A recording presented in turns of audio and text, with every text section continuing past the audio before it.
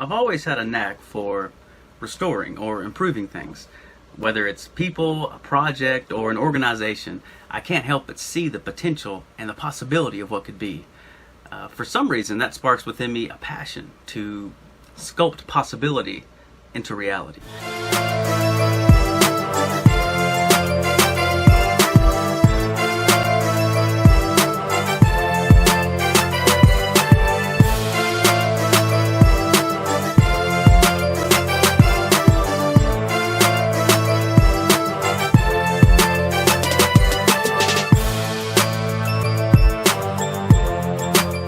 Oh, sure.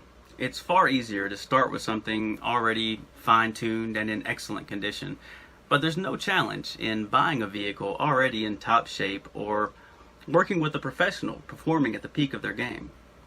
My heart always pulses at the ragged exterior and collapsing front porch or the dented, rusty fender.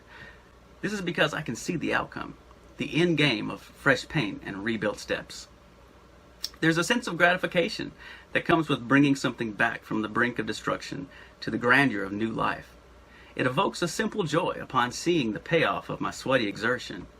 Part of this is the pleasure of exercising creativity. It's the capacity to look beyond what appears in the present to the limitless potentiality of the future.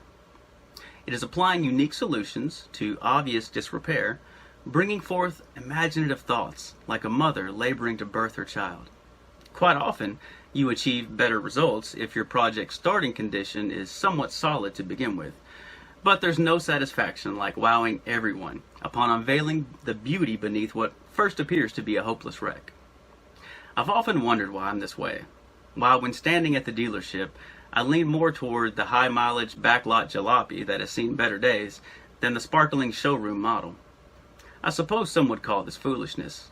From an economic standpoint, it makes far more sense to choose the newer, cleaner vehicle.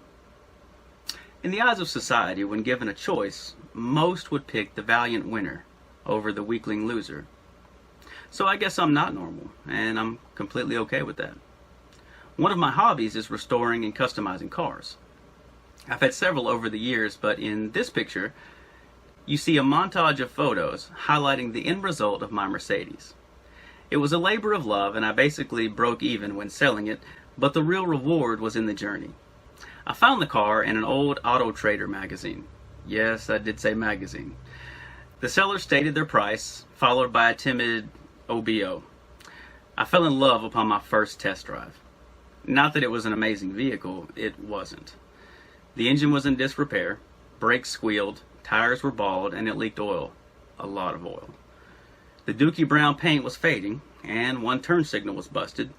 Dents and dings peppered the sides, and the signature Mercedes emblem was missing from the grille, boasting only a prestigious hole in its place.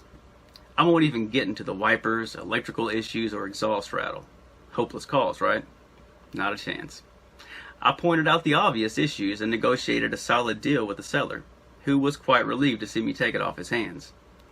Paying cash, I drove from the lot and limped to my mechanic, who shook his head and gave me a laundry list of needed repairs.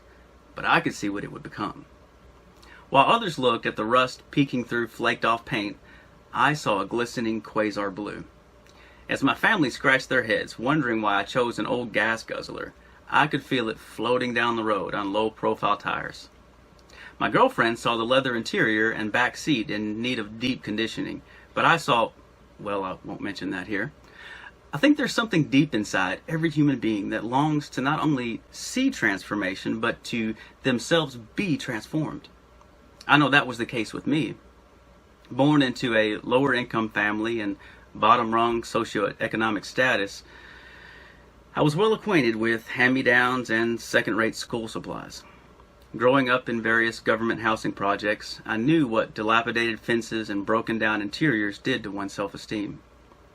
Worse than that, I felt jealousy toward schoolmates with more, battled anxiety and depression, and had to claw my way from the pit of addiction.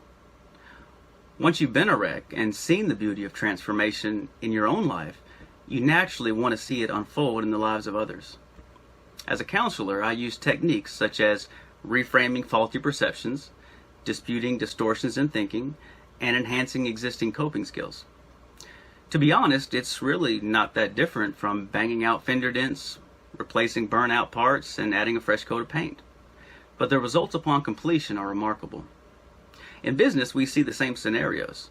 Executive boards operating under distorted beliefs about the economy and their company's operations, non-existent or weak public relations activities that paint a decrepit picture of their brand, and CEOs big on vision but weak on common sense, driving their business's profitability into the ground.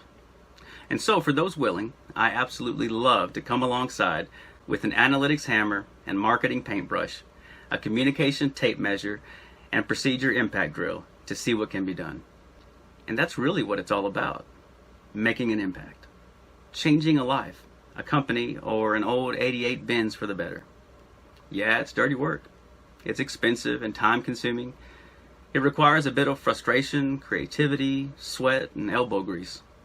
But man, when you pull back the sheet and see the shine, it's all worth it to me. So don't be so quick to write friends, family, staff, business operations, or even that rusty truck in the backyard off as a lost cause. With a little love and creative ingenuity, you just might be surprised to see how beautiful they can become. Until next time, don't just be transformed, be kinged.